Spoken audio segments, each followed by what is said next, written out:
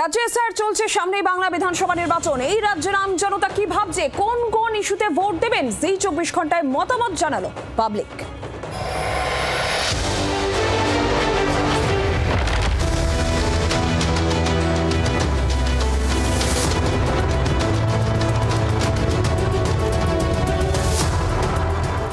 তৃণমূলই আছে, উনিই থাকবেন।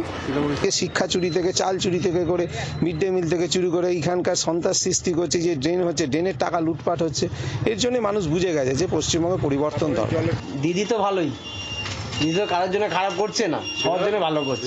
তৃণমূলই ছিল, তৃণমূলই এখনো পর্যন্ত ভালো এই পজিশনে আছে। এখানে আমাদের দিদিই থাকবে। কেন? আর দিদি অনেক কিছু করেছে এখানে। আমাদের আগে রাস্তাঘাট ভালো ছিল না, লাইট ছিল না, জল ছিল না, সবই উন্নতি হয়েছে। বাংলার আওয়াজ, বাঙালির আবেগ, জি 24 ঘন্টা।